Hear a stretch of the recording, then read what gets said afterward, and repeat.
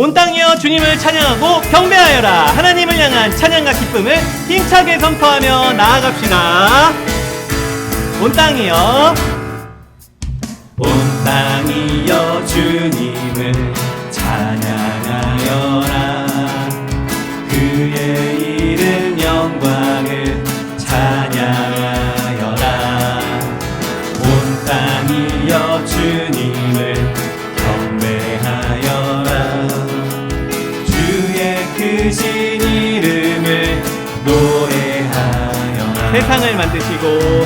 세상을 만드시고 다스리시는 그분은 여호와 나의 하나님. 춤을 추고 노래하네. 손뼉치며 하나님을 찬양해. 나의 구원 나의 기쁨 나의 소망 하나님만 예배하네. 한 번 더. 온 땅이여 주님을 찬양하여라. 그의 이름 영광을 찬양하여라. 온 땅이여 주님 경배하여라. 주의 크신 이름을 노래하여라. 아멘. 세상을 사랑하사 아들을 주신 그분은 여호와. 그분 누구의 하나님? 여호와 나의 하나님. 춤을 추고 노래하네. 손뼉치며 나의 구원 나의 기쁨 나의 소망 춤을 추고 노래하네. 손뼉치면서 하나님을 기쁘게 찬양합니다. 나의 구원 나의 기쁨 나의 소망 하나님만 예배하네. 찬양하세 왕께 소리 높여 찬양 드리세. 찬양받기에 합당하신 주님. 언제나 동일하신 주. 우리의 무릎을 꿇고서 주 이름 외치 선포합니다. 예수 나의 왕. 예수 나의 왕. 아멘. 우리 왕 되신 하나님 찬양하세.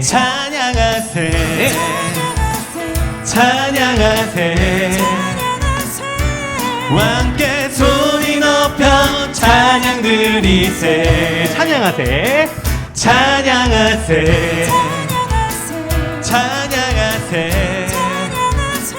왕께 소리 높여 찬양 드리세. 찬양받기에 합당하신 주. 언제나 동일하신 우리 하나님. 언제나 동일하신 주. 무릎 꿇고서 주 이름 외치. 예수 나의 왕. 힘차게. 예수 나의 왕.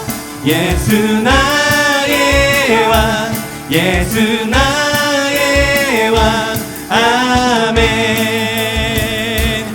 예수 나의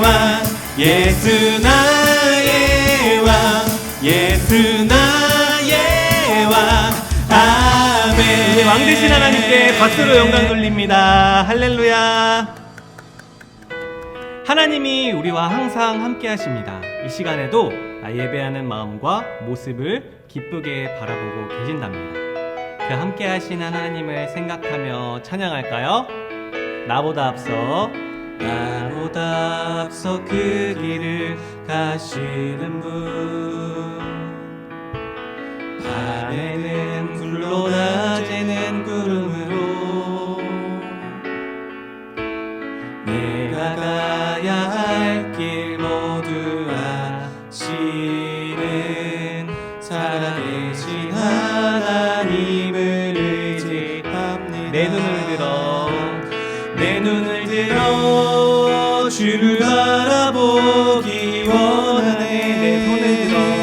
내 손을 들어 주를 붙들기를 원하네. 어제도 오늘도 내일도 동일하게 나와 함께 하시는 하나님. 다시 한번 처음부터 찬양합니다. 나보다 앞서 그 길을 가시는 분, 밤에는 불로 낮에는 구름으로 내가 가야 할 길 모두 아시는 살아계신 하나님. 한 번 더 찬양할까요? 우리 믿음을 다해 고백하며 나보다 앞서 그 길을 가시는 분, 밤에는 불로 낮에는 구름으로 내가 가야 할 길 모두 살아계신 하나님을 의지합니다. 살아계신 하나님을 의지합니다. 내 눈을 들어 주를 바라보기 원하네. 내 눈을 들어 주를 바라보기 원하네. 네 손을 들어 찬양합니다. 내 손을 들어 주를 붙들기를 원하네. 어제도 내일도 동일하게 나와 함께 하시는 하나님. 네, 우리 목소리 높여 한 번 더 찬양합니다. 내 눈을 들어 주를 바라보기 원하네. 내 손을 들어 주를 붙들기를 원하네. 어제도 오늘도 내일도 동일하게 고백합니다. 나와 함께 하시는 하나님. 성령님이 함께 하십니다. 성령이 계시네. 성령이 계시네. 할렐루야 함께 하시네. 좁은 길을 걸으며 밤낮 기뻐하는 것 주의 영이 함께하리라. 성령이 우리와 함께 계십니다. 성령이 계시네. 할렐루야 함께 하시네. 할렐루야 함께 하시네. 좁은 길을 걸으며 밤낮 기뻐하는 것 주의 영이 함께하니라. 아멘.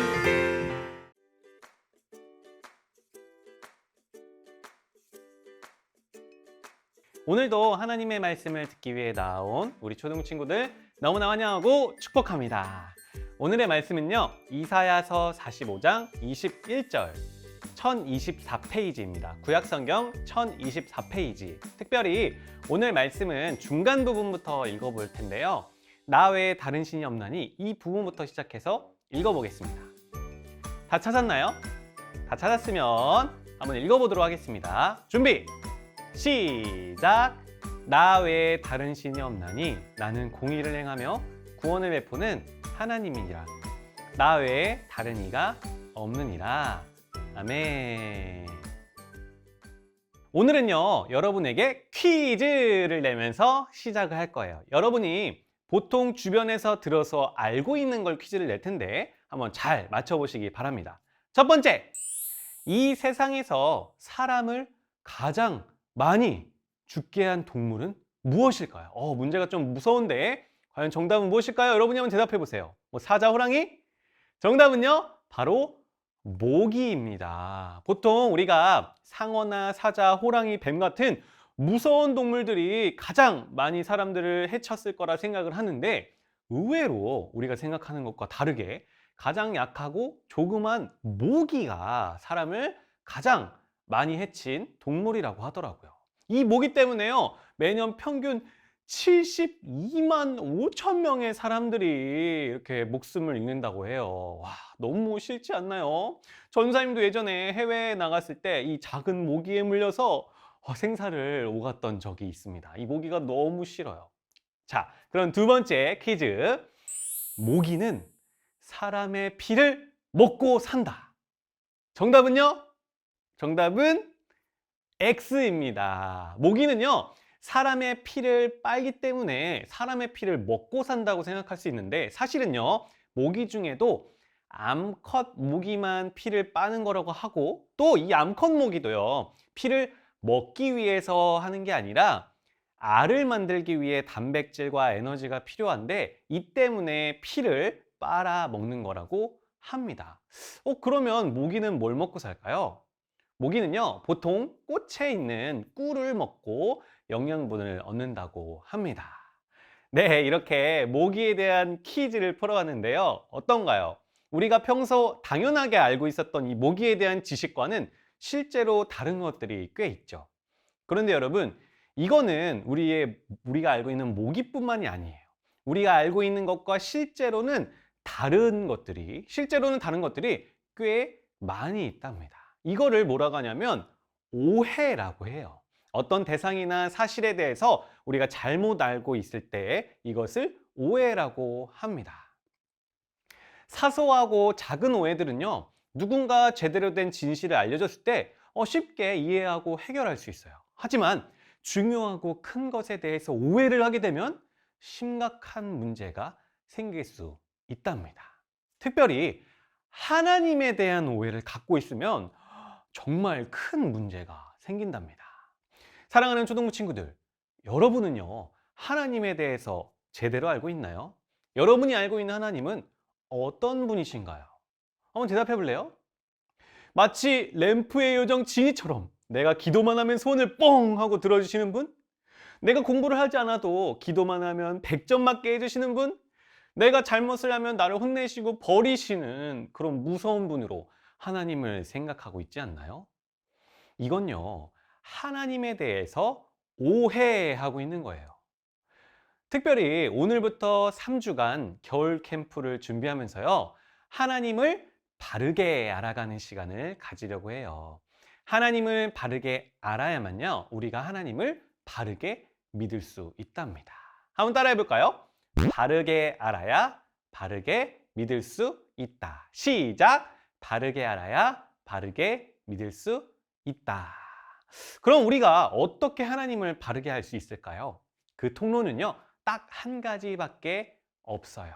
로마서 10장 17절에 그러므로 믿음은 들음에서 나며 들음은 그리스도의 말씀으로 말미암았느니라 라고 말씀하고 있습니다. 한번 따라해 볼게요.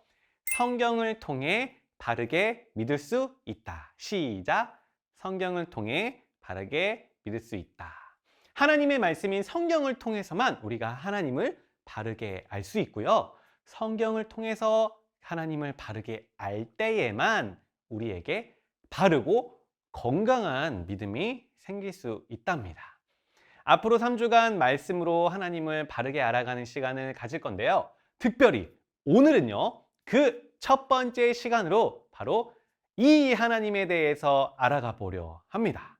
어떤 하나님일까요? 바로 사랑과 공의의 하나님.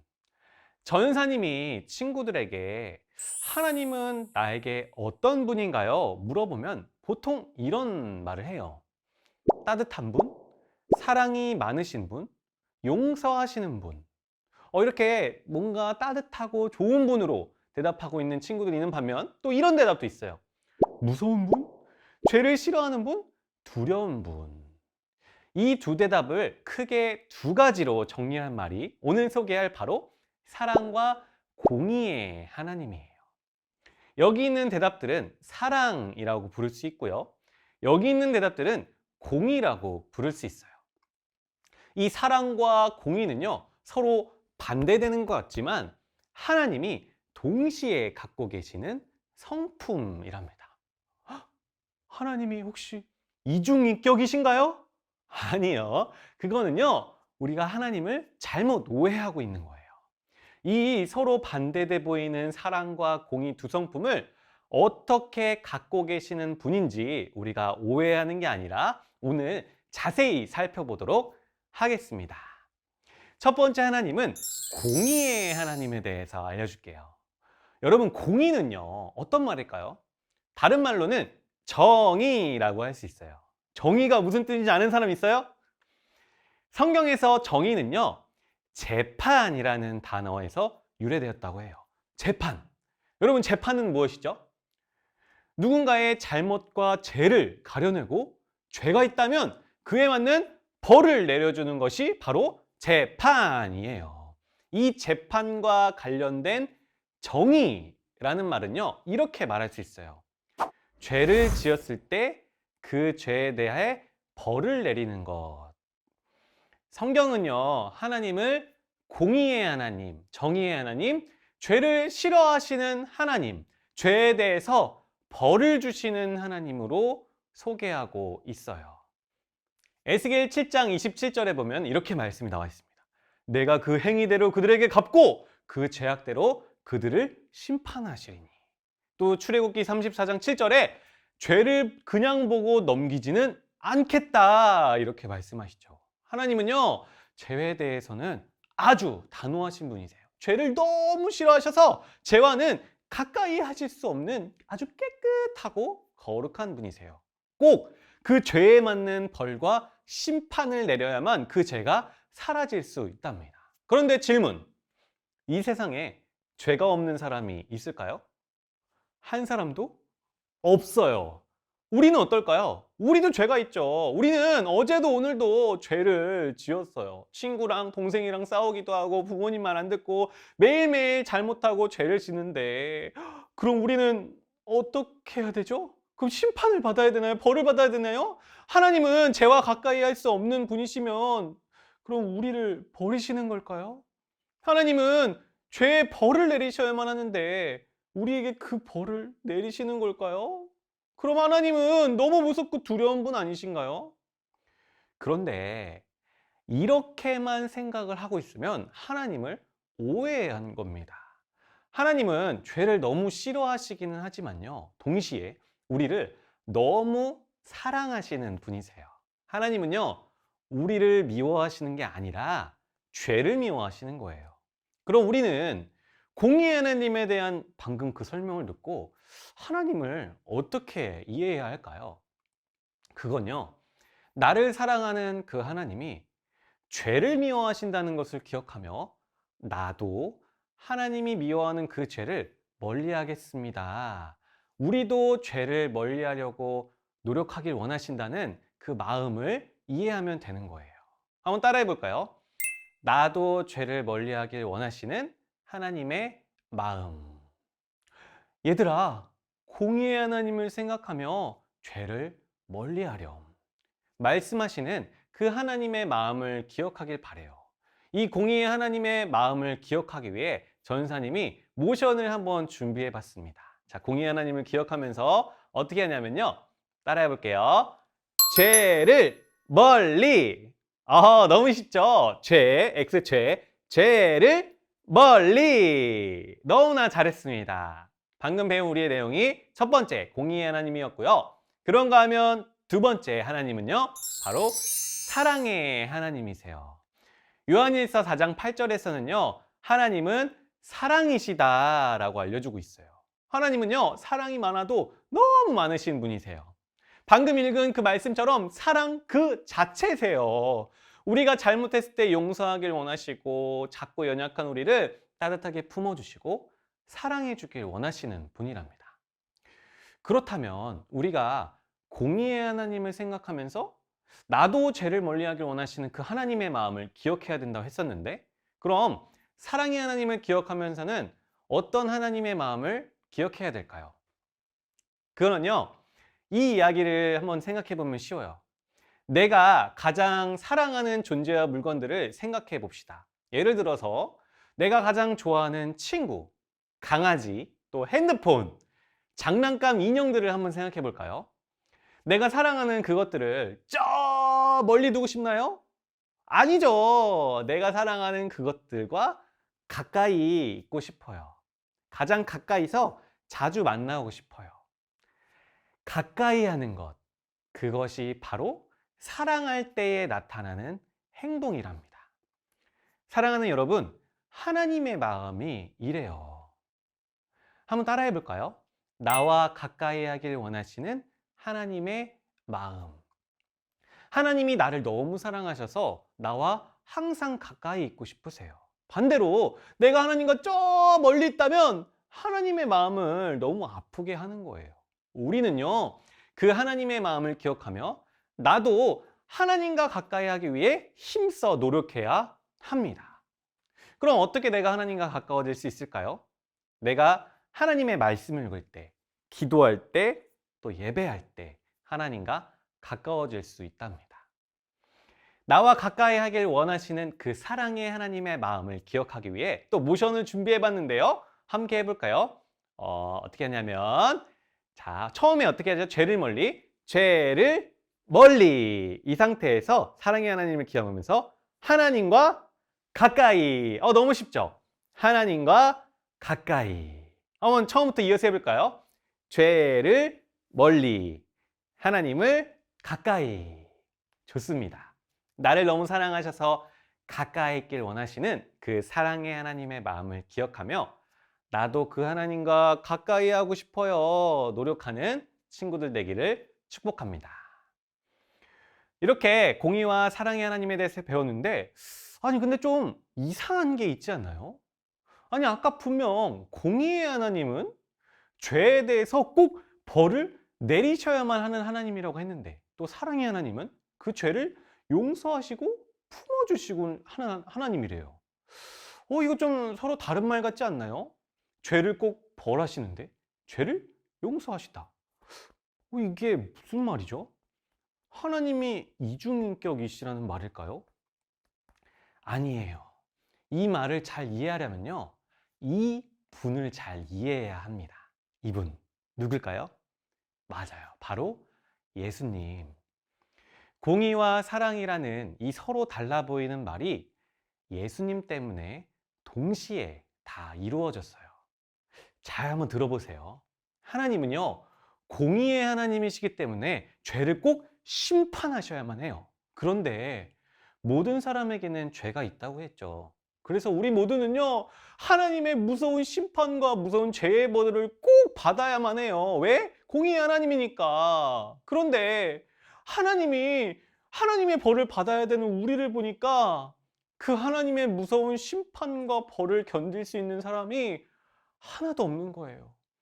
그 심판과 벌이요, 잔인한 죽음의 결과이기 때문에 하나님이 보시기에 우리가 너무 불쌍한 거예요. 그래서 하나님이 이렇게 말씀하시는 거예요. 얘들아, 나는 도저히 너희를 벌하지 못하겠어. 나는 너희를 못 죽이겠어. 그러니까 너희는 내 심판을 감당하지 못해.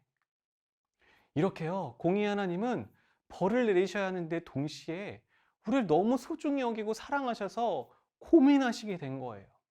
그래서 고민하고 고민하신 끝에 내리신 결론이 바로 너무나 사랑하시는 그 딱 하나뿐인 아들 예수님을 보내주신 거예요. 예수야, 저 사람들이 너무 사랑스러워. 그래서 나는 그들의 죄에 대한 벌을 못 내리겠어. 너가 대신 가서 내 벌을 감당해 주렴. 사랑하는 사람들아, 나는 너희가 죽는 것을 못 봐. 그러니까 빨리 너희의 그 죄를 예수한테 옮기렴. 이게 바로 공의의 하나님이 결정하셨던 사랑의 방법이에요. 결국 그렇게 순종하고 예수님이 이 땅에 내려오셔서 우리 대신 하나님의 공의, 내가 받아야 할 죄에 대한 벌을 대신 받아주신 거예요. 하나님이 예수님을 안 사랑하셔서 그런 걸까요? 아니에요. 하나님이 예수님을 너무 사랑하심에도 불구하고 대신 죽게 하신 이유는요, 차마 나에게 그 공의, 하나님의 벌을, 하나님이 손을 못 대시기 때문이에요. 왜? 내가 너무 소중하고 사랑하고 아끼시니까.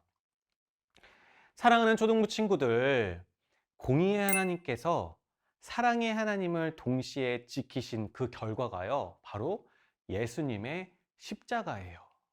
그렇기 때문에 예수님의 십자가는 끔찍하면서 무서우면서도 동시에 사랑을 상징하는 거예요. 사랑과 공의의 하나님을 모두 경험할 수 있게 해주시는 분이 예수님이고요. 그 사랑과 공의의 하나님을 모두 경험하는 이것이 교회에서 그렇게 말하는 복음이랍니다. 말씀을 마치겠습니다. 우리는요, 겨울 캠프를 준비하며 3주간 바르게 믿어요라는 주제로 하나님에 대해서 알아가고 있어요. 우리는 하나님에 대해 바르게 알아가야 하는데 바르게 알아야 바르게 믿을 수 있기 때문이에요. 그럼 오늘 배웠던 하나님은 어떤 하나님이셨나요?